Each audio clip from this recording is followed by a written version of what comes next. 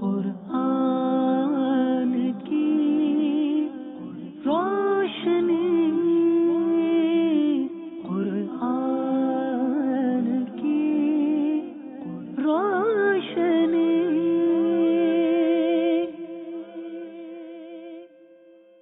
الحمدللہ رب العالمین والصلاة والسلام علی سید المرسلین، اما بعد فاعوذ باللہ من الشیطان الرجیم، بسم اللہ الرحمن الرحیم۔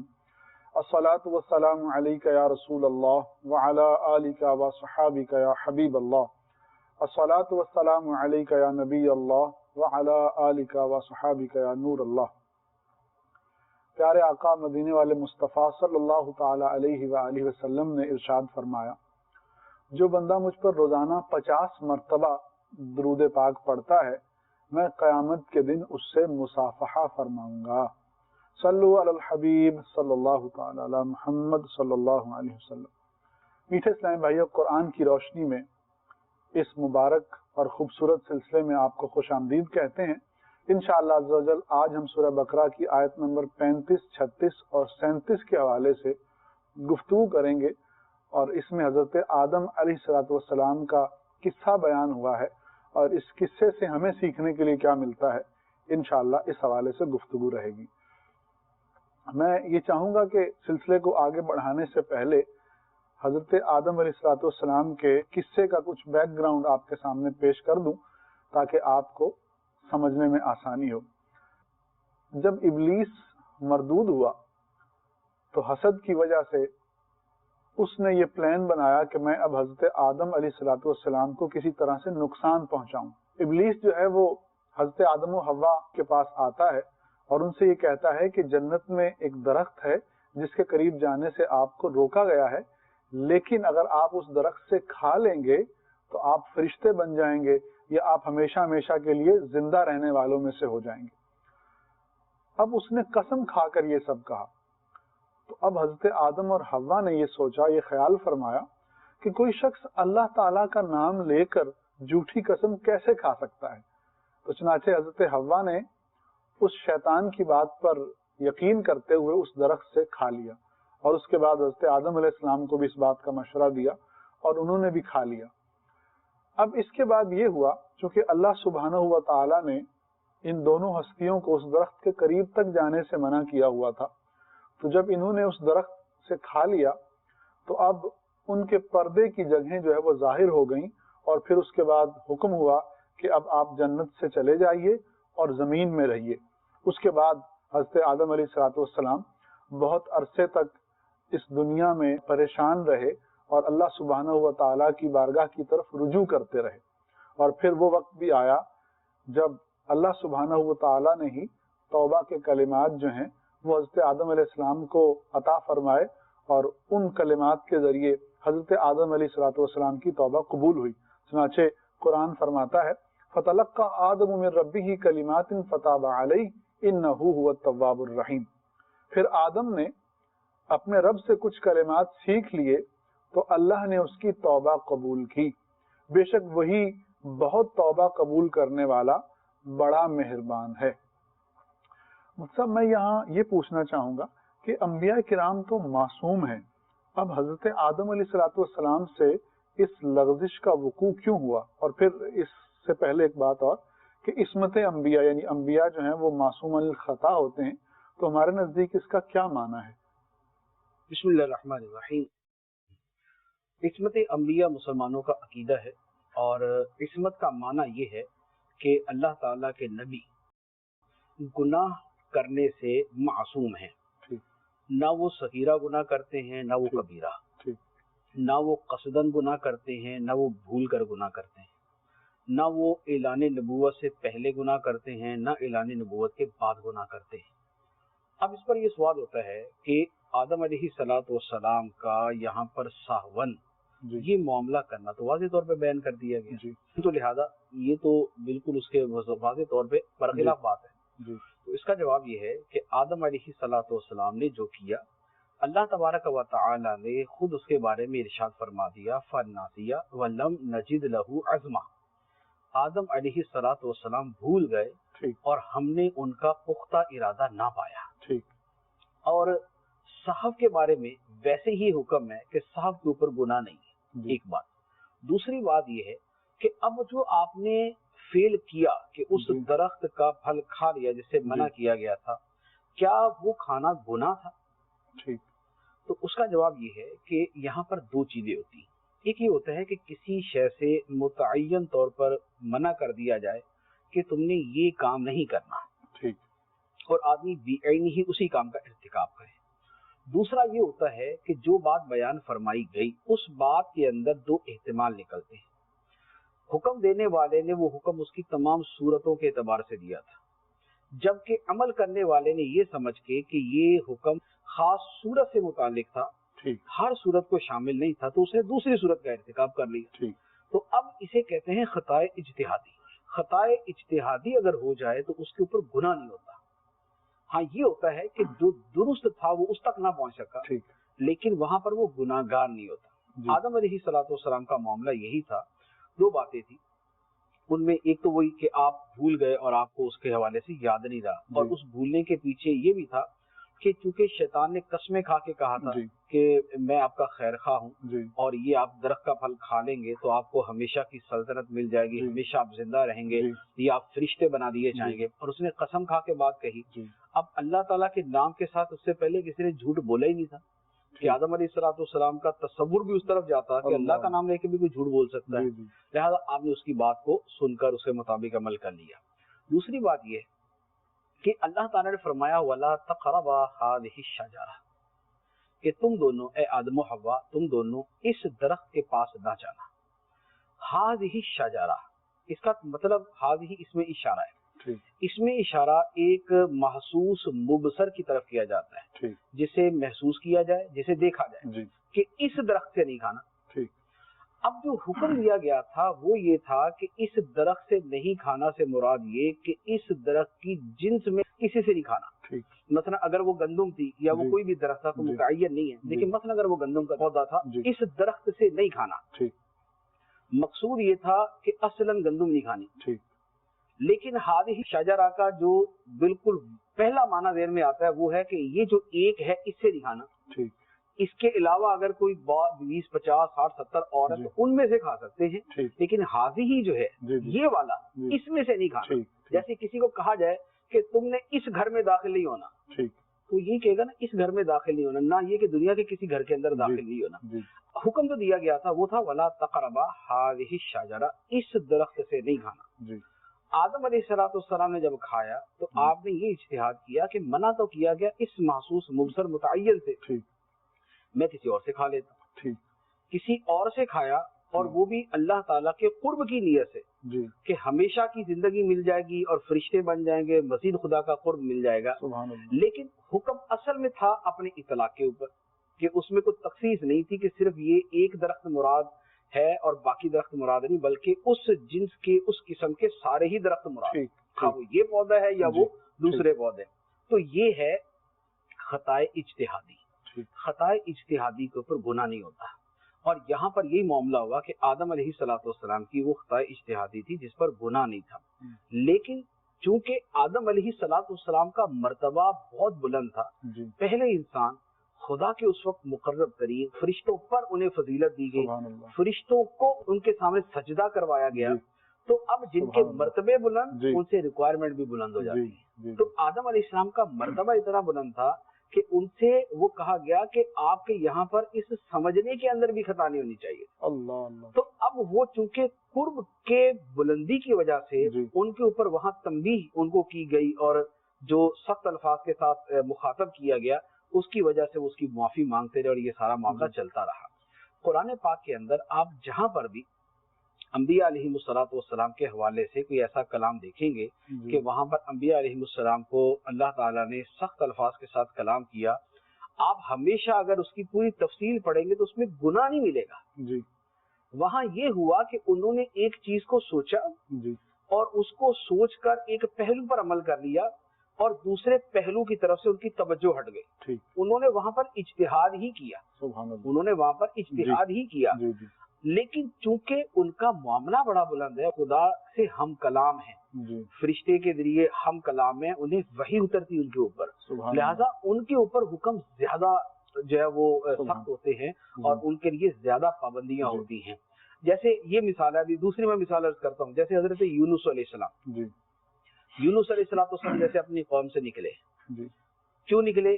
آپ نے قوم کو سمجھایا، قوم نہیں مانی، آپ سمجھ گئے کہ اب ان کے اوپر عذاب آئے گا، کیونکہ اللہ تعالیٰ کے نبی نے جتنا اتمام حجت کرنا ہوتا وہ آپ نے کر دیا تھا۔ جی اب اس کے بعد آپ اپنی قوم سے ناراض ہو کے نکل گئے کہ چونکہ انہوں نے ماننا نہیں ہے، ایک عرصے سمجھا لیا، ان کو نہیں مانا، اب ان پہ عذاب بھی ہوتا، ہم نکل گئے۔ لیکن اس کے باوجود اللہ تبارک و تعالیٰ نے جو انہیں آزمائش میں مبتلا کیا کہ سمندر میں گئے، وہاں پر مچھلی کے پیٹ میں چلے گئے، 40 دن وہاں پر رہے، اس کے بعد باہر آئے، یہ جو ساری آزمائش تھی یہ کیوں تھی؟ اس لیے کہ اللہ کے نبی تھے، ان کو ابھی وحی کا انتظار کرنا چاہیے تھا کہ ان کو ہجرت کا حکم ہو۔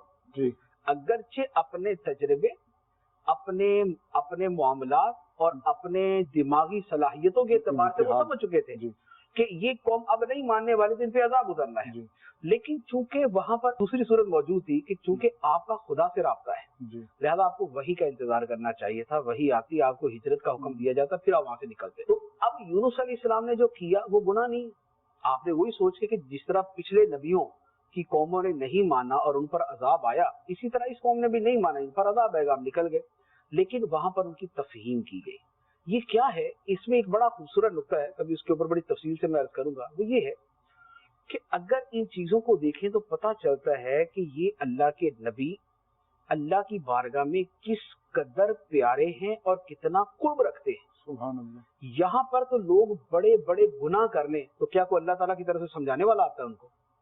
کیا خدا کی طرف سے وحی آ جاتی ہے؟ نہیں کیا کوئی فرشتہ اتر آتا ہے؟ بالکل کیا فوری طور پہ ان کو سمجھانے کے لیے اہتمام کر لیا جاتا ہے؟ کچھ بھی نہیں ہوتا۔ جی لیکن وہاں یہ معاملہ ہے کہ وہ چیز کہ جس کا گناہ ہونا بھی جو ہے وہ ثابت نہیں ہے، جی وہ اتنی معمولی سی چیز ہوتی ہے، لیکن اللہ تعالیٰ وحی نازل فرما دیتا ہے، ان کی تفہیم کا جو ہے وہ صورت پیدا کر دیتا ہے، انہیں مختلف آزمائشوں سے گزارتا ہے، اسے توبہ کا مطالبہ کیا جاتا ہے۔ تو یہ کیا ہے کہ ان کا مرتبہ ایسا ہے کہ ان کی معمولی سے معمولی چیز کو بھی فوری طور پہ صحیح کیا جاتا ہے۔ سبحان اللہ۔ تو یہ ہو گیا نا کہ جیسے ایک عام درجے کے لوگ ہوتے ہیں، ایک خواص ہوتے ہیں، جی عام کی بہت ساری باتوں کو جو ہے وہ کچھ نہیں کہا جاتا، نظر انداز کر دیا جاتا، کچھ نہیں کہا جاتا، لیکن خواص کی وہ چیزیں کہ جو حقیقتاً وہ نافرمانی یا قانون شکنی کے زمرے میں نہیں آتی، لیکن ان کے مرتبے کی وجہ سے اس کو جو ہے وہ ان کو اسی وقت اس کی تفہیم کر دی جاتی ہے۔ تو آدم علیہ السلام کا یہ معاملہ تھا، پہلے انسان تھے، جی تمام نبیوں رسولوں کے باپ تھے،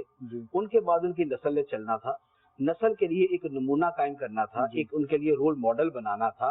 تو لہذا یہ سارے کا سارا پروسیجر کیا گیا کہ اے بنی آدم، تم سے گناہ ہو جائے تو تم نے وہ طرز عمل کرنا ہے جو آدم علیہ السلام سے گناہ نہیں ہوا، صرف خطا ہوئی، اور اس کے اوپر بھی انہوں نے وہ والا طرز عمل اختیار کیا۔ تو یہ ایک ایکسٹریم مثال ہے کہ جس کے ذریعے سمجھایا گیا کہ بنی آدم نے اپنا طرز عمل کیسے اپنانا ہے۔ اب دوسری بات یہ کہ انبیاء علیہ السلام معصوم ہوتے ہیں، تو یہ ایک مسلمانوں کا اجماعی عقیدہ ہے۔ مسلمانوں جو صحیح العقیدہ مسلمان ہیں ان کا متفق علیہ عقیدہ ہے کہ اللہ کے نبی معصوم ہوتے ہیں۔ معصوم ہونے کا مطلب یہ ہوتا ہے کہ ان سے گناہ شرعی اعتبار سے ہو ہی نہیں سکتا، شرعی اعتبار سے، کیونکہ اللہ کا ان سے وعدہ ہے کہ ان سے گناہ صادر نہیں ہوگا، سرزد نہیں ہوگا، لہذا اللہ کے اس وعدے کی وجہ سے شرعی اعتبار سے یہ ناممکن ہو گیا کہ ان سے کسی گناہ کا صدور ہو، کسی گناہ کا ظہور ہو۔ اور اس کے بہت سارے دلائل ہیں کہ اللہ تعالیٰ کے نبی معصوم ہیں، ان کی معصومیت کی کیا دلیل ہے؟ اس کی ایک بہت آسان سی دلیل یہ ہے کہ جو گناہ کرے وہ قابل مذمت ہوتا ہے، جی اور اللہ کا نبی قابل مذمت نہیں ہو سکتا، وہ قابل تعریف ہوتا ہے۔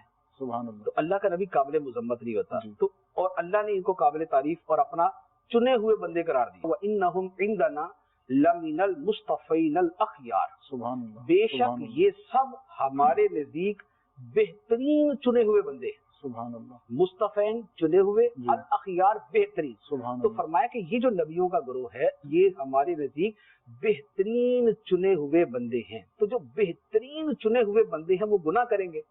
ایسا نہیں ہو سکتا، ایک بات۔ دوسری بات یہ ہے گناہ تو شیطان کرواتا ہے۔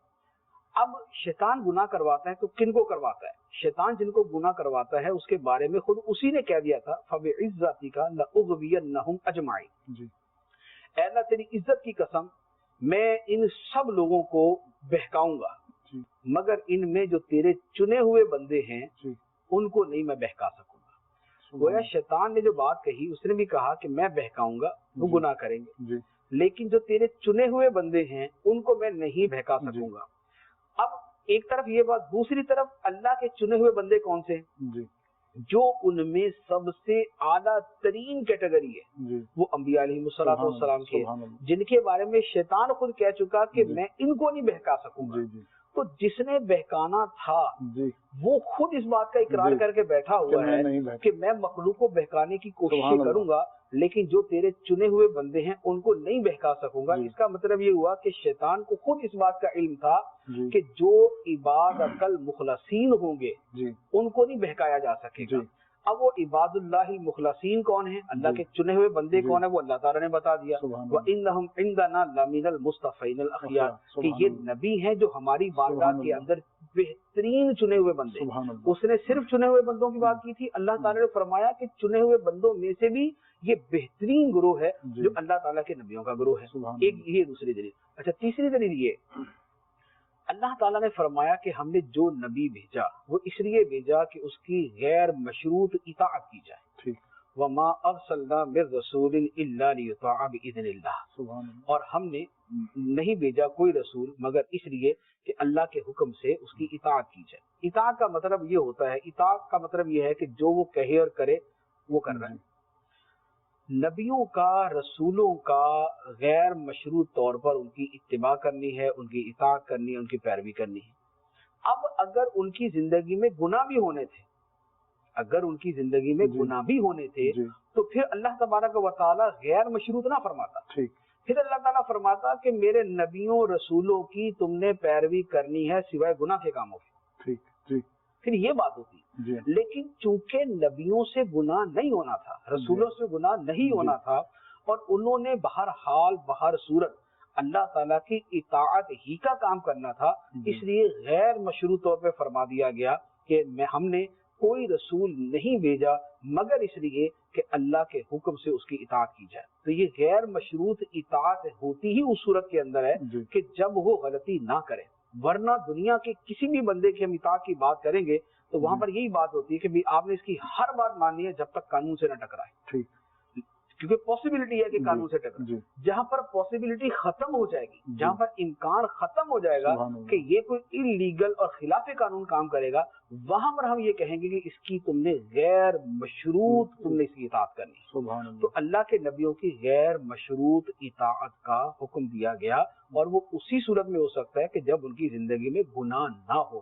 سبحان اگر اللہ، گناہ ہوتا تو پھر اس کا جی استثناء کر دیا جاتا جی کہ رسولوں کی اطاعت کرو، اطیعوا اللہ و اطیعوا الرسول، مگر گناہ کے معاملے میں رسول کی اطاعت نہ کرنا۔ لیکن فرمایا اطیعوا الرسول، جی رسول کی بہر صورت اور بہر حال جی تم نے اس کی اطاعت کرنی۔ جی سبحان اللہ۔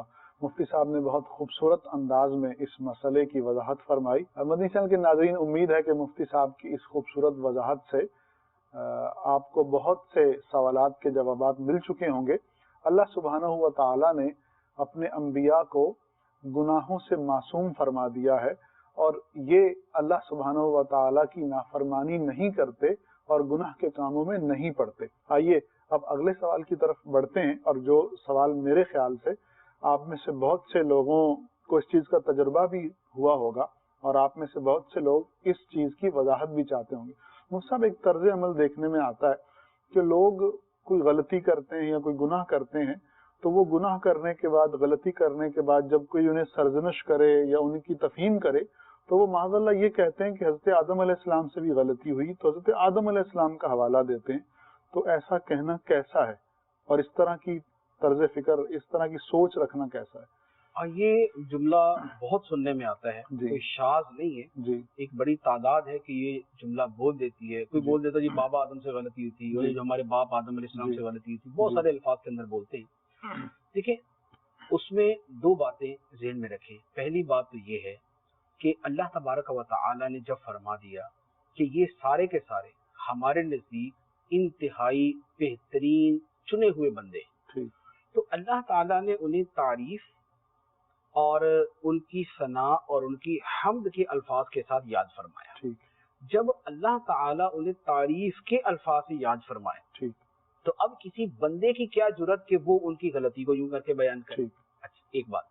دوسری بات یہ ہے کہ اللہ تعالیٰ نے قرآن پاک کے اندر وہ واقعہ تو بیان کیا جو ان کی خطا اجتہادی کا ہے، لیکن وہ اللہ نے بیان کیا۔ اللہ خالق ہے، مالک ہے، رازق ہے، معبود ہے، معبود حقیقی ہے، اس کی شان ہے کہ وہ اپنے بندوں سے جیسے چاہے خطاب کرے، لیکن جو نچلے درجے والے لوگ ہیں ان کے لیے جائز نہیں ہے کہ وہ آدم علیہ السلام کو ان الفاظ کے ساتھ یاد کریں۔ دادا اپنے بیٹے کو جن الفاظ کے ساتھ جو ہے وہ خطاب کر دیتا ہے، سخت الفاظ کے ساتھ، تو کیا بیٹا بھی اپنے دادا کو دیکھ کے باپ کو اسی طرح بولنا شروع کر دے گا؟ تو اللہ تعالیٰ کی شان بلند ہے، وہ اپنے بندوں کو جیسے چاہے خطاب فرمائے، لیکن جو عام مخلوق ہے ان کے لیے تو اللہ کے نبی بہترین ہستیاں ہیں۔ اگر ان سے کوئی معاملہ ظہور پذیر ہوا بھی ہے تو ان کے لیے ہرگز جائز نہیں ہے کہ یہ ان کی چیزوں کو اس انداز کے اندر بیان کریں کہ جس میں توہین اور بے ادبی کا پہلو پایا جائے۔ اس لیے اعلیٰ حضرت رحمۃ اللہ علیہ نے اور دیگر بہت سارے علماء کرام نے یہ بیان فرمایا ہے کہ قرآن پاک کے اندر جتنے بھی نبیوں کے اس طرح کے معاملات ہیں کہ جن کے اوپر ظاہری اعتبار سے کچھ کلام ہوتا ہے، ان چیزوں کو سوائے تلاوت قرآن کے یا سوائے بیان حدیث کے ان کا ذکر کرنا حرام ہے۔ یعنی آدم علیہ السلام کی یہ جو یہاں پر خطا کا تذکرہ ہے، قرآن پاک کا تذکرہ ہو رہا ہے تو اس کا ذکر اس قرآن پاک کے تذکرے کے ذیل میں آئے گا۔ حدیث مبارکہ کے اندر یہ واقعہ یا کوئی دوسرا واقعہ ذکر ہوا ہے تو اس حدیث مبارک کے بیان کے اندر اس کا ذکر آئے گا، لیکن اس سے ہٹ کر جس طرح کے انداز میں ہمارے ہاں بیان کیا جاتا ہے کہ کوئی پرلے درجے کا بد دماغ جاہل آدمی کو غلطی کرتا ہے اور حوالے کے اندر معاذ اللہ آدم علیہ السلام کا نام لے دیتا ہے، تو یہ واضح طور پر بے ادبی کی صورت ہے، یہ واضح طور پہ گستاخی کی صورت ہے، اس لیے یہ شدید حرام ہے، بلکہ بعض علماء نے اسے کفر تک بھی فرمایا ہے کہ چونکہ اس میں گستاخی کا عنصر موجود ہے لہذا یہ کفر ہے، لیکن ایٹ لیسٹ اسے تمام علماء نے حرام ضرور قرار دیا ہے، لہٰذا اس کو اس انداز کے اندر بیان کرنے کی ہرگز اجازت نہیں۔ کبھی ایسا معاملہ ہو اللہ تعالیٰ کے نبیوں کا، بلکہ نبی کے صحابہ جو ہوتے ہیں ان کے بارے میں یہ حکم ہے کہ سوائے خیر کے ان کا تذکرہ نہ کیا جائے، حالانکہ صحابہ کرام تو معصوم بھی نہیں ہیں، لیکن ان کے بارے میں بھی حکم ہے کہ سوائے خیر کے ان کا تذکرہ نہ کیا جائے، اس لیے کہ اللہ تعالیٰ نے ان سے جنت کا وعدہ فرمایا۔ تو یہ حضرات کہ جن کے صدقے اور جن کی اطاعت کی برکت سے جنت ملتی ہے اور جن کی شفاعت کے صدقے میں جنت ملنی ہے، ان کا مقام و مرتبہ بے انتہا بلند ہے۔ ان کے ساتھ جو ہمارا تعلق ہے وہ ایمان کا، محبت کا اور تعظیم کا ہے۔ ان کے اوپر ایمان ہے، ان کے ساتھ بہر صورت محبت ہے، اور ان کی ہمارے ہر قول فعل عمل کے اندر جو ان سے متعلق ہوگی اس میں محض تعظیم ہی تعظیم ہونی چاہیے، اس کے علاوہ دوسری کوئی صورت نہیں ہے۔ ولی تک کا یہ معاملہ ہے کہ حدیث مبارک میں فرمایا گیا، اللہ تعالیٰ نے ارشاد فرمایا، حدیث قدسی ہے، من عادى لي وليا فقد آذنته بالحرب، جو میرے کسی ولی سے دشمنی کرے گا میں اسے جنگ کا اعلان کرتا ہوں۔ ولی کے ساتھ دشمنی ہو تو اللہ تعالیٰ جنگ کا اعلان کرتا ہے۔ دشمنی ہی کی ایک صورت ہوتی ہے کہ گستاخی اور بے ادبی کی جائے، تو اب جب ولی کے ساتھ یہ معاملہ ہے کہ جو ولی کے ساتھ دشمنی رکھتا ہے خدا اسے اعلان جنگ کرتا ہے، اسی طرح ولی کے جو بے ادب گستاخ ہوتے ہیں ان کا ایمان پہ خاتمہ نہیں ہوتا، مرتے وقت کلمہ پڑھنا نصیب نہیں ہوتا۔ جب ولیوں کے ساتھ یہ معاملہ ہے تو حضرت آدم علیہ السلام یا دیگر انبیاء علیہ السلام کا معاملہ کتنا بلند ہے۔ اس طرح کے کتنے واقعات ہیں۔ ایک شخص لیٹا ہوا تھا، پاؤں پھیلا کے لیٹا ہوا تھا، تو غالباً حضرت بایزید بستامی رحمۃ اللہ علیہ کا گزر ہوا، تو کسی نے کہا یار پاؤں سمیٹ لو، بایزید بستامی گزرے، تو پھر کیا ہوا؟ بایزید بستامی ہے نا، پھر کیا ہوا؟ موت سے وقت کلمہ پڑھنا نصیب نہیں ہوا، چہرہ سیاہ ہو گیا اس کا۔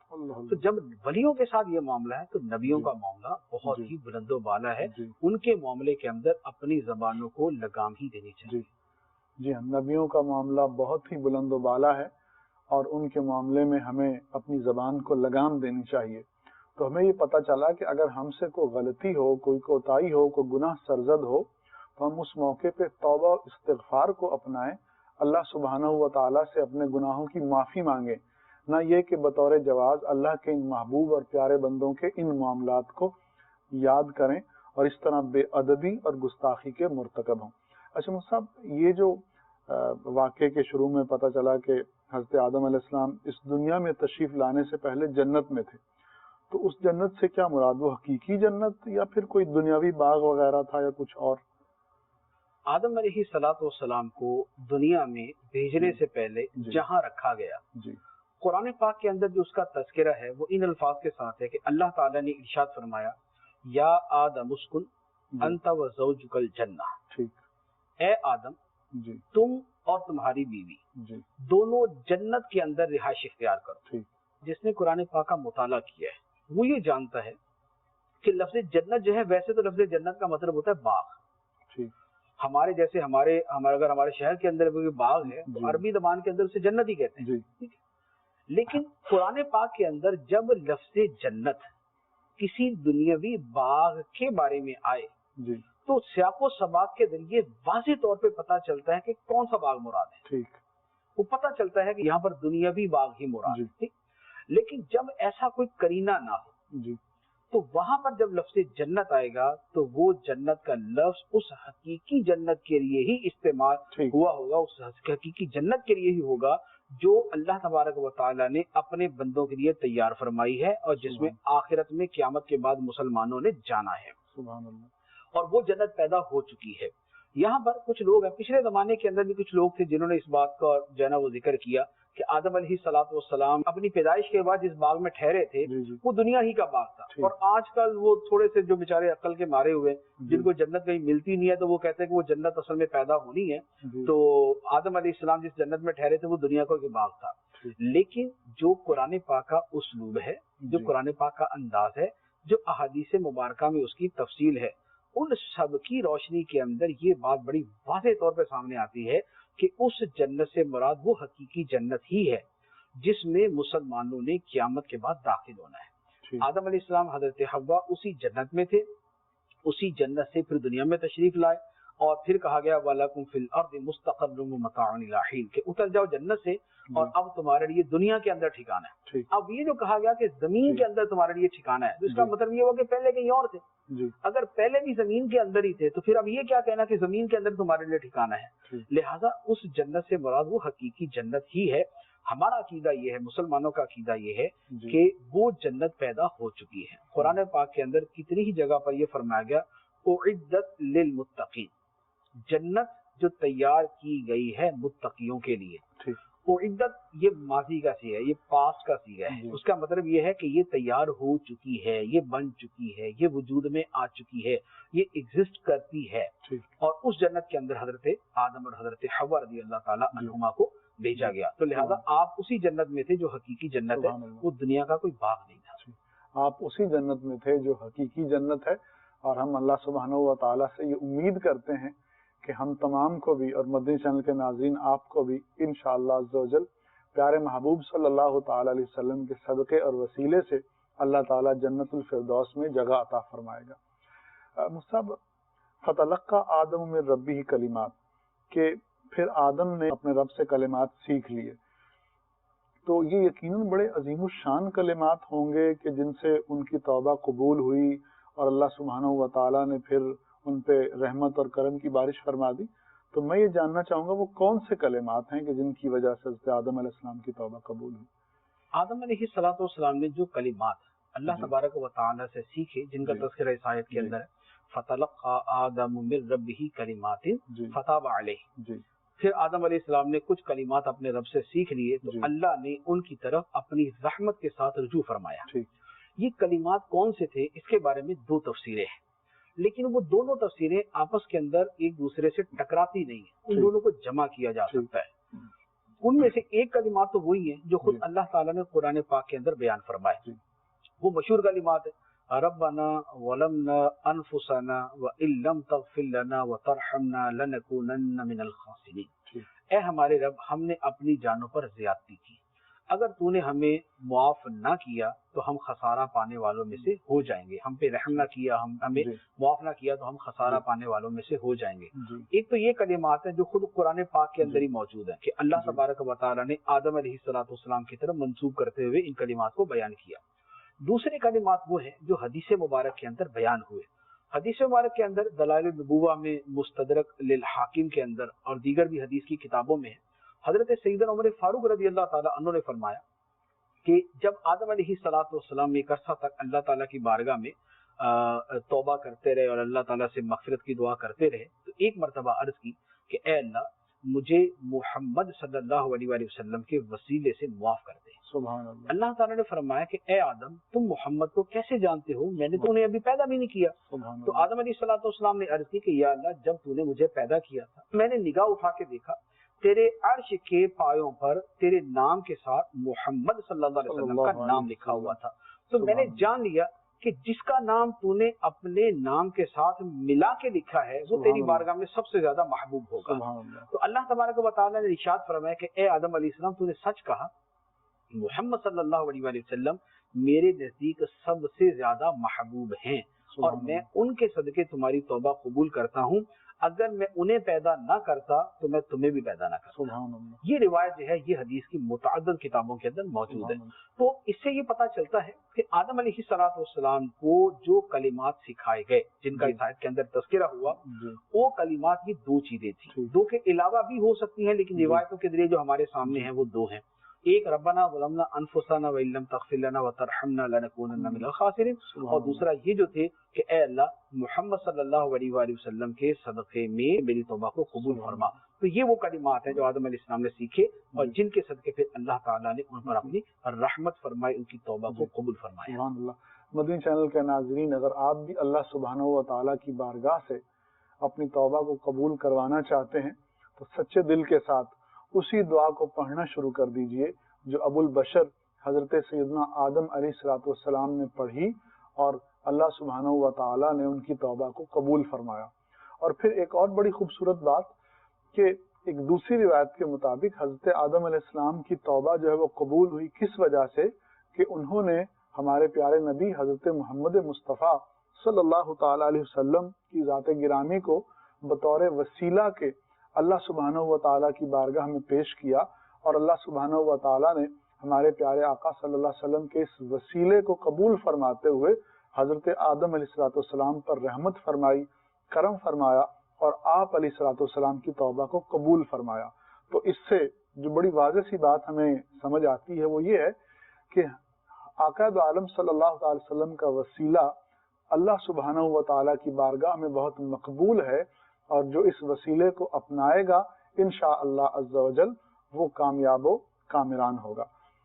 अच्छा मुस्ताब, यहाँ पर अगर हम देखें तो हजरत आदम अलैहिस्सलाम जिन्होंने रुजू फरमाया और अल्लाह की बारगाह में पहले भी मकबूल थे और मकबूलियत के दर्जात अता हुए, और दूसरी तरफ शैतान है जिसने तकब्बुर किया, सजदा नहीं किया, नाफरमानी की।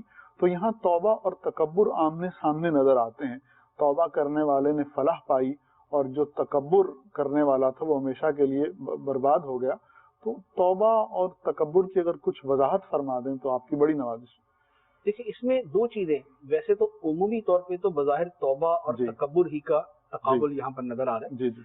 आदम अलैहिस्सलाम के किरदार मुबारक के अंदर जी तौबा सामने आती है, शैतान का जो तर्ज अमल है उसके अंदर तकब्बुर सामने आता है। लेकिन अगर थोड़ा सा बगौर देखें जी तो आदम अलैहिस्सलाम की तौबा के पीछे वो चीज है जो तकब्बुर के मुकाबिल है। वो क्या है? आदम अलैहिस्सलाम की तौबा के पीछे आजिज़ी है। अल्लाह सुभान अल्लाह। और शैतान के मरदूद होने के पीछे उसका तकब्बुर है। जी। तो बुनियादी उनके पीछे चीज है कि एक तरफ आजिज़ी थी, एक तरफ तकब्बुर। सुभान अल्लाह। लिहाजा जो बंदा आजिज़ी अपनाता है अल्लाह ताला से बुलंदी अता फरमाता है, और वही आदम अलैहिस्सलाम के अंदर नजर आता है कि आदम अलैहिस्सलाम ने आगे से आर्ग्यू नहीं किया जी कि ए अल्लाह तुमने ये कहा था कि इस दरख्त से नहीं खाना, तो मैंने बेअदबी उस दरख्त से थोड़ी खाया, मैं तो किसी और से खाया था मैंने। जी जी। आपने आगे से कुछ भी बयान नहीं किया। अल्लाह ताला ने फरमाया कि मना किया था, क्यों खाया? जी। या अल्लाह माफ कर दे। सुभान अल्लाह। आगे से डायरेक्ट आजिज़ी है, कोई आर्ग्यूमेंट नहीं है, कोई एक्सक्यूज नहीं है, कोई आगे से बहाना नहीं है, कोई आगे से ऐसा नहीं कि वो यूं हो गया था, वो यूं हो गया था। अल्लाह ताला ने फरमाया तो फौरी तौर पे आजिज़ी का इजहार करके अल्लाह ताला से माफी मांगना शुरू कर दिया। शैतान से पूछा तुम्हें क्या हुआ, तुमने सजदा क्यों नहीं किया? उसने कहा कि अना खैरुम मिन्हु, मैं इससे बेहतर हूँ। मंतिक का तकाजा ये है कि मैं सजदा ना करूं क्योंकि तूने इसे मिट्टी से पैदा किया, खलकता मिन तीन व खलकतनी मिन नार, मुझे तूने आग से पैदा किया, आग ऊपर मिट्टी नीचे, मैं बेहतर ये कमतर, अफजल मफजूल को सजदा कैसे करे? लिहाजा मेरी अकल का तकाजा ये है कि ऐसा नहीं हो सकता। ये अल्लाह के हुक्म के मुकाबले में अकल दौड़ाना जो आजकल भी बहुत ज्यादा। تو وہاں پر اس نے اپنی عقل دوڑائی اور اللہ تعالیٰ کے حکم کے مقابلے میں تکبر اختیار کیا، آگے سے بہانے بازیاں شروع کی، تو وہ مردود ہو گیا۔ تو ایک طرف تکبر ہے، دوسری طرف عاجزی ہے، عاجزی کے نتیجے میں توبہ کا ظہور ہوا اور وہ اور مقبولیت کی طرف لے گئی۔ دوسری طرف تکبر تھا، تکبر سے مردودیت ہوئی اور مردودیت کی وجہ سے اب پوری زندگی کے لیے شیطان مردود ہو گیا۔ تو یہ ہے ادھر توبہ اور ادھر تکبر۔ اب تکبر کیا ہے، توبہ کیا ہے؟ توبہ کا مفہوم جو ہے وہ واضح ہے۔ توبہ کا سمپل مطلب یہ ہوتا ہے کہ آدمی سابقہ جو غلطی کر رہا ہے اسے چھوڑ دے، اس پر ندامت کا اظہار کرے اور آئندہ کے لیے اس کا ارتکاب نہ کرنے کا پختہ ارادہ کر لے۔ اے اللہ، آئندہ میں یہ کام ہرگز نہیں کروں گا۔ جو سابقہ ہوا اس پر شرمندگی کا اظہار کرتا ہوں اور میں جو ہو رہا ہے اسے چھوڑتا ہوں۔ تو سابقہ کو چھوڑ دینا، آئندہ نہ کرنے کا پختہ ارادہ کر لینا، خود اس کے اوپر ندامت کا اظہار کرنا، یہ ہے توبہ۔ ٹھیک ہے، عمومی توبہ یہ ہوتی ہے۔ اب آگے کسی گناہ کی یا کسی غلطی کی اگر تلافی کی کوئی صورت ہے تو وہ بھی کی جاتی ہے۔ بے نمازی آدمی توبہ کرے گا تو جو نمازیں نہیں پڑھی وہ نمازیں نہیں پڑھے گا، زکوٰۃ نہ دی تھی توبہ کی تو زکوٰۃ بھی اسے ادا کرنی پڑے گی، پھر وہ آگے اس کی مزید طرف سے حقوق کی بات ہے تو جن جن کا حق تلف کیا تھا ان سے معافی مانگنی پڑے گی، ان کا حق ادا کرنا پڑے گا، یہ توبہ۔ تکبر کیا ہے؟ تکبر کا جو بالکل بنیادی مفہوم ہے وہ یہ ہے دوسرے کو حقیر سمجھنا۔ جب بندہ دوسرے کو حقیر سمجھتا ہے تو خود کو بڑا سمجھتا ہے، لیکن اصل میں اس کے پیچھے پہلو ہے وہ دوسرے کی تحقیر ہے۔ جو لوگوں کو حقیر سمجھنا ہے وہ تکبر ہے۔ اب وہ کسی بھی صورت کے اندر وہ چیز پائی جائے، اس کا ظہور ہزاروں چیزوں میں ہوتا ہے، ہزاروں انداز کے ساتھ ہوتا ہے، اور شیطان تکبر مختلف لوگوں سے مختلف انداز میں کرواتا ہے۔ پیسے والے سے اس کے پیسے کی وجہ سے تکبر کروائے گا، حسین سے اس کے حسن کی وجہ سے کروائے گا، خوبصورت آواز والے سے اس کی خوبصورت آواز کی وجہ سے کروائے گا، عالم سے اس کے علم کی وجہ سے کروائے گا، اور اچھے نسب والے سے اس کے نسب کی وجہ سے تکبر کروائے گا۔ تو یہ پھر آگے تکبر کی ساری کی ساری وہ صورتیں بنتی ہیں، لیکن بنیاد یہ ہے کہ دوسروں کو حقیر سمجھنے کا نام تکبر ہے۔ اس کی ایک عام سی مثال جو قرآن پاک کی روشنی میں وہ میں عرض کر دیتا ہوں۔ قرآن پاک کے اندر اللہ تبارک و تعالیٰ نے ایک منافق کا تذکرہ کیا کہ جب اسے کہا جاتا تھا کہ یہ کام کیوں کرتے ہو، یہ غلط ہے، تو وہ اس پہ بھڑک اٹھتا تھا کہ مجھے کیوں کہا گیا، مجھے سمجھایا، تمہاری یہ جرأت کہ تم نے مجھے سمجھایا۔ وہ ضد کے اندر گناہ کرتا تھا۔ تو اللہ تبارک و تعالیٰ نے اس کا بیان فرمایا، وَإِذَا قِيلَ لَهُ اتَّقِ اللَّهَ أَخَذَتْهُ الْعِزَّةُ بِالْإِثْمِ فَحَسْبُهُ جَهَنَّمُ۔ فرمایا اور جب اس سے کہا جائے اللہ سے ڈر تو اسے گناہ أَخَذَتْهُ الْعِزَّةُ بِالْإِثْمِ، تو اس کی جو عزت ہے اس کی نظر کے اندر، جو اس کی اپنی نظر میں اس کی عزت ہے، وہ اسے گناہ پر اور زیادہ ابھارتی ہے کہ تیرے جیسے بندے سے یہ کہا گیا۔ جیسے ہمارے یہاں کیا ہے کہ دنیاوی منصب والا، آپ کیا سمجھتے ہیں کہ ملک کا جو بڑے عہدوں پر فائز لوگ ہیں ان کو کوئی عام آدمی سمجھا بیٹھے تو وہ کیا سمجھ جائیں گے آگے سے کہ جناب بہت شکریہ آپ کا؟ ہو سکتا ہے کیمرے کی چمک کے سامنے لوگوں کے سامنے بولے کہ جناب ہم آپ کا شکریہ ادا کرتے ہیں، لیکن ان کا طرز عمل یہ ہوگا کہ وہ تو ڈائریکٹ اس کو کسی دوسرے راستے کسی اور جگہ پہنچا دیں گے۔ کسی قوم کا لیڈر ہو، کسی پارٹی کا لیڈر ہو، کسی بڑے منصب پر ہو، کسی محکمے کے اندر کسی اونچی پوسٹ پر ہو، اسے سمجھانے کی ذرا جرت کر کے دیکھ لے نتیجہ کیا نکلتا ہے۔ وہ جو آگے سے اس کا طرز عمل ہے اس کا نام تکبر ہے۔ وہ تکبر کی ایک صورت ہوتی ہے کہ تیری جرت کیسے ہے کہ تو نے مجھے سمجھایا، اور یہ تکبر وہ ہے جو حتیٰ کہ مسجدوں تک کے اندر پایا جاتا ہے کہ بعض اوقات اہل علم کے اندر یہ چیز ہوتی ہے کہ عام آدمی کو سمجھا دے تو وہ اس کے اوپر بھی مشتعل ہو جاتے ہیں کہ تو نے کیوں سمجھایا۔ جبکہ امام اعظم رضی اللہ تعالیٰ عنہ کا ایک فرمان ہے، ایک بڑا خوبصورت واقعہ ہے کہ آپ کو کسی نے ایسے کہہ دیا اے ابو حنیفہ اللہ سے ڈر، تو آپ نے فرمایا کہ تمہارا بہت شکریہ، کیونکہ جب انسان بڑا ہو جاتا ہے تو اسے بڑی ضرورت ہوتی ہے کہ کوئی اسے سمجھانے والا ہو۔ یہ ہے طرز عمل۔ یہ سیدنا عمر فاروق رضی اللہ تعالیٰ عنہ کا واقعہ ہے۔ آپ نے ممبر کے اوپر بیٹھ کر ایک مرتبہ اعلان کیا کہ یہ عورتوں کے مہر زیادہ نہ باندھا کرو، تو ایک عورت کھڑی ہو گئی، اس نے کہا عمر تم نے کیسے کہہ دیا عورتوں کے مہر زیادہ نہ باندھا کرو؟ قرآن کے اندر جب اجازت دی ہے کہ عورتوں کو تم اگر ڈھیروں ڈھیر بھی مہر دے چکے ہو تو یہ حکم ہے، تو قرآن کے اندر جب اجازت ہے تو تم نے کیسے منع کر دی؟ حالانکہ وہ قرآن کے اندر اس کی اجازت نہیں تھی، ورنہ اتنی لازمی نہیں ہوتی، توجہ نہیں کی اس طرف۔ تو عمر فاروق رضی اللہ تعالیٰ نے اسی وقت فرمایا کہ ہاں جو میں نے کہا غلط کہا، جو اس نے کہا اس کے مطابق عمل کرو، تمہاری مرضی جتنا مرضی چاہے مہر مقرر کرو۔ اور آپ عام طور پہ اس طرح کا جملہ بولتے تھے کہ اے عمر मुसलमानों का एक आम सा आदमी भी तुझसे ज्यादा समझदार है। सुभान अल्लाह। ये वो तर्ज अमल है। या जैसे वो वाकया कि सैयदना उमर फारूक रजी अल्लाह ताला ने एक मरतबा एक लिबास जी, पहना हुआ था, जी जी तो जैसे ही वो मस्जिद में तशरीफ लाए जी तो वहां पर एक आदमी ने खड़े होकर कहा कि भाई ये हम आपकी बात ही नहीं सुनेंगे। आपने जी। फरमाया मेरी बात सुनो, मैं कुछ कहना चाहता हूँ। हम नहीं सुनेंगे। जी तो क्यों नहीं सुनोगे? तो देखा इसलिए नहीं सुनेंगे कि माले गनीमत के अंदर जो कपड़े आए थे जी उनमें से हर एक को एक एक कपड़ा मिला। जी। उस एक कपड़े के अंदर आपका सूट तैयार नहीं हो सकता, ठीक। लेकिन आपका सूट तैयार हुआ उससे, इसका मतलब कि आपने दो लिए। अल्लाह अल्लाह अल्लाह। जब सबका एक एक हक है तो आपने कैसे दो ले जी। लिए? तो आपने फरमाया कि ये मुझसे ना पूछो, मेरे बेटे से पूछो। तो हजरत अब्दुल्लाह इब्न उमर रजी अल्लाह ताला अन्हुमा ने बयान किया जी कि असल में इनका कद सैयदना उमर फारूक जी रजी अल्लाह ताला का लंबा था। जी तो उन्होंने अर्ज किया कि चूंकि इनका एक चादर से सूट नहीं तैयार हो रहा था, जी। तो जो मेरे हिस्से में चादर आई थी मैंने वो भी इनको दे दी, तो ये इससे सूट तैयार हो। उसके बाद लोग ठीक है आप बोलिए सुनेंगे, अल्लाह अल्लाह। अब बोलिए सुनेंगे। सुभान अल्लाह। अब ये वो हुक्मरान के 24 लाख मुरब्बा मील जिसने फतह कर दिया, जी कैसरो किसरा की टांगे जिसके नाम से कांप रही है जी। दुनिया के अंदर, जिस तरफ उसके जर्नैल और उसके कमांडर जाते हैं सुभान हर अल्लाह। तरफ तहलका मच जाता है, सुभान जमीने की जमीनें सिमट के आती हैं, जी माले गनीमत जो है वो लदा हुआ चला आ रहा है मदीना मुनव्वरा की तरफ, एक चादर के ऊपर हिसाब दे रहा है और उसको ये नहीं है कि लोगों तुम्हें शर्म नहीं आती किससे बात कर रहे हो, तुम्हारा हुक्मरान एक चादर का हिसाब ले रहे हो, ये क्या बात नहीं। उसी वक्त उसकी वजह देती, ये है दिलों के अंदर आजिज़ी मुस्तहकम हो जाए। आजिज़ी मुस्तहकम भी तो अल्लाह ताला ने बुलंदी अता फरमाई। अब बुलंदियां देखे सैयदना उमर फारूक रजी अल्लाह ताला को कैसी मिली हुई है, तो ये है आजिज़ी। और इसके मद्दे मुकाबिल वो जो हम देखते हैं जी कि यहाँ पर किसी बड़े आदमी को कुछ बोल दिया जाए तो उसका जो हाल होता है कि तुम्हारी ये जुर्रत कैसी कि तुमने मुझे समझा दिया, तुम्हारी औकात ही क्या कि तुम मुझसे इस अंदाज के अंदर बात करो। मस्जिद के अंदर किसी पुराने सदर चेयरमैन जी और मस्जिद के खजांची वगैरह को वो बात कर दे, जी। आगे से फिर सुने कि वो कैसी बातें जी। करते हैं, ये तकब्बुर वाला तर्ज अमल। सुभान अल्लाह। तकब्बुर हराम है, ये जहन्नम में ले जाने वाला काम है। आजिज़ी खुदा को पसंद है और जी। आजिज़ी खुदा की बारगाह में कुर्ब दिलाती है। सुभान अल्लाह। जो अल्लाह सुब्हानहू व तआला के लिए आजिज़ी इख्तियार करता है, खुद अल्लाह सुब्हानहू व तआला उसे बुलंदियां और रिफतें अता फरमाता है। आजिज़ी ईमान का जेवर है और जो आजिज़ होते हैं वो अल्लाह अज़्ज़ा वजल की बारगाह में मकबूल होते हैं। तकब्बुर शैतान की निशानी है और जो तकब्बुर करता है वो शैतान के साथियों में शामिल हो जाता है। अल्लाह ताला हमें आजिज़ी और इंकिसारी अता फरमाए और तकब्बुर से महफूज फरमाए। मुर्साम, यहाँ शैतान जो है उसने हज़रत आदम अलैहिस्सलाम के साथ ये मामला करने के बाद अब वो हमारे दुश्मनों में से है, तो उसके क्या टारगेट्स हैं, वो क्या करना चाहता है, किस तरीके से मुसलमानों को या इंसान को या आदम अलैहिस्सलाम की औलाद को बहकाना चाहता है और वो कौन से तरीके अपनाता है? देखिए शैतान का बुनियादी टारगेट तो एक ही है कि ठीक। मैंने जहन्नम में जाना तो सबको लेके जाऊंगा। ठीक उसने ये ऐलान अल्लाह ताला की बारगाह में किया था। ठीक।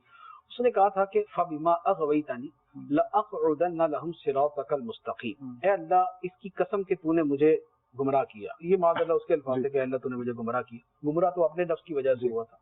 ए अल्लाह इस बात की कसम कि तूने मुझे गुमराह किया, मैं तेरे बंदों के लिए सीधे रास्ते पर बैठ जाऊंगा। लअक़उदन्न लहुम सिरातकल मुस्तक़ीम, तेरे सीधे रास्ते पर उनके लिए बैठ जाऊंगा। सुम्मा लआतियन्नहुम मिन बैनि अयदीहिम व मिन खल्फिहिम व अन अयमानिहिम व अन शमाइलिहिम वला तजिदु अक्सरहुम शाकिरीन। और उसने कहा कि ए अल्लाह मैं तेरे बंदों के आगे से, पीछे से, दाएं से, बाएं से, हर तरफ से आऊंगा जी। हर तरफ से हमला करूंगा और तुम उनमें अक्सर को शुक्रगुजार नहीं पाओगे। ठीक। ए अल्लाह तेरे बंदों को नाशुकरा बना दूंगा। ठीक। तो शैतान आगे पीछे दाएं बाएं हर तरफ से हमला करता है। अब इसका क्या मतलब है कि शैतान आगे पीछे दाएं बाएं से हमला करता है? उसका उलमा ने उसके बहुत सारे मानी बयान किए, आगे से आने से मुराद है, पीछे से आने से ही मुराद है, लेकिन एक माना वो है कि जो सबको जामे है, वो ये है कि शैतान कभी इंसान को आगे की सोच दिलाकर उससे गुनाह करवाता है, कभी उसे मादी याद दिला के गुनाह करवाता है, कभी उसके दाएं बाएं का माहौल उसे गुनाह की तरफ लाने की कोशिश करता है, कभी वो उसको लज्जात, उसके गिर्द कोई लज्जत उसको इधर से मिलती तो कोई इधर से मिलती, कोई इधर से, जिसके ना चारों तरफ से, जैसे किसी का पैसा है तो बोलते हैं जी चारों तरफ से खून बरस रहा है, जी। पैसा बरस रहा है उसके ऊपर। शैतान हर तरफ से उसे दुनिया की लज्जतें और दुनिया की ख्वाहिशात दिखाता है और उन दुनिया की ख्वाहिशात के जालों के साथ जब शैतान आता है तो इंसान उस जाल के अंदर फंस जाता है। तो ये है शैतान का वो टारगेट और ये शैतान का हदफ है, जो उसका मकसूद है, जो उसने करना है। اب اس سے جو بچنے کا طریقہ ہے، اس سے بچنے کے بہت سارے طریقے ہیں، لیکن بنیادی طور پر اگر 3 یا 4 طریقے اپنا لیے جائیں تو آدمی بہت آسانی کے ساتھ بچ سکتا ہے۔ پہلی بات تو یہ ہے کہ شیطان انسان کا بھی دشمن ہے، خدا کا بھی دشمن ہے، لہذا شیطان کے شر کے مقابلے میں اللہ تعالیٰ کی پناہ مانگی جائے۔ اسی لیے ہمیں سکھایا گیا کہ ہم اعوذ باللہ من الشیطان الرجیم یہ پڑھتے رہیں، لیکن اس پڑھنے کے اندر میں یہ عرض کروں گا کہ اس کے معنی پر غور کرتے ہو، لفظ زبان سے دہراتے رہے تو اس کی وہ تاثیر نہیں ہوتی، اس کا معنی اگر ذہن کے اندر ہو تو پھر اس کے اثرات جو ہے وہ بڑے واضح طور پہ سمجھ آتے، کیونکہ اعوذ باللہ جو ہے ایک قسم کی دعا ہے۔ اے اللہ، شیطان مردود کے شر سے میں تیری پناہ مانگتا ہوں، میں تیری پناہ میں آتا ہوں۔ تو اب یہ کہنا کہ اے اللہ میں تیری پناہ میں آتا ہوں شیطان مردود کے شر سے، یہ جب ذہن میں رکھ کر اس بات کو پڑھا جاتا ہے تو اس کا امپیکٹ جو ہے وہ کچھ اور ہو جاتا ہے، اور جب اس کے بغیر ایک ورد وظیفے کے طور پہ پڑھا جاتا ہے تو اس کا امپیکٹ کچھ اور ہو جاتا ہے۔ تو ایک تو یہ ہے کہ اللہ تعالیٰ کی پناہ مانگی جائے کہ شیطان کے شر سے حقیقتاً پناہ اللہ تعالیٰ نے ہی دینی ہے، لہذا جس نے حقیقتاً پناہ دینی ہے اسی کی پناہ کو طلب کیا جائے، ایک بات۔ دوسری بات یہ ہے کہ شیطان کے گمراہ کرنے میں جو مین فیکٹر، جو طریقہ ہے اس کا، وہ ہے دنیا کی لذتیں اور دنیا کی خواہشات۔ لذائذ اور خواہشات کے ذریعے وہ عقل کو قابو کرتا ہے، ذہن کے اوپر پردہ ڈالتا ہے اور ان لذتوں کو مزین کر دیتا ہے، گناہوں کو مزین کر کے پیش کرتا ہے۔ جیسے قرآن پاک کے اندر بہت ساری جگہوں پر یہ بیان کیا گیا، فَزَيَّنَ لَهُمُ الشَّيْطَانُ أَعْمَالَهُمْ، شیطان نے ان کے لیے ان کے اعمال کو خوبصورت بنا دیا۔ اب ان اعمال میں بڑی خوبصورتی ملتی ہے، بڑا مزہ آتا ہے، گانے ہیں، باجے ہیں، فلمیں ہیں، ڈرامے ہیں، بدکاری ہے اور جتنے گناہ ہیں، بڑی لذت ہے ان کے اندر، بڑا مزہ آتا ہے۔ مزہ آتا ہے تبھی تو آدمی گناہ کرتا ہے، مزہ نہ آئے تو گناہ کیوں کرے؟ کم گناہ ہے جن کے اندر مزہ نہیں آتا، زیادہ وہی ہیں جن کے اندر مزہ ہی آتا ہے۔ تو شیطان گناہوں کو میٹھا اور لذیذ بناتا ہے، وہ انہیں مزین کرتا ہے اور خوبصورت کر کے دکھاتا ہے۔ اب اگر آدمی صرف ایک چیز پہ کنٹرول کر لے اور وہ ہے اپنے نفس کی خواہشات پہ، اپنے نفس جو ہے یہ ریسیور ہے، شیطان جو ہے یہ کنوے کرتا ہے باہر سے اور نفس جو ہے اسے ریسیو کرتا ہے۔ اب اگر آپ اپنے موبائل کو بند کر لیں کہ میرا موبائل کال ریسیو نہیں کرے گا، دوسرا جتنا مرضی کال کرتا ہے، تو اگر نفس کی خواہشات جو ریسیور ہیں، جو قبول کرنے والی چیزیں ہیں، اگر اسے دبا دیا جائے اور اسے بند کر دیا جائے، بند کرنے سے مراد دبانا ہی ہے، اسے بند کر دیا جائے اور اسے دبایا جائے، سپریس کیا جائے، تو یہ بڑا آسان ہو جاتا ہے کہ آدمی شیطان کے اس سے بچے۔ اب جیسے اس کی ایک مثال ہے، بدکاری کی ابتدا کہاں سے ہوتی ہے؟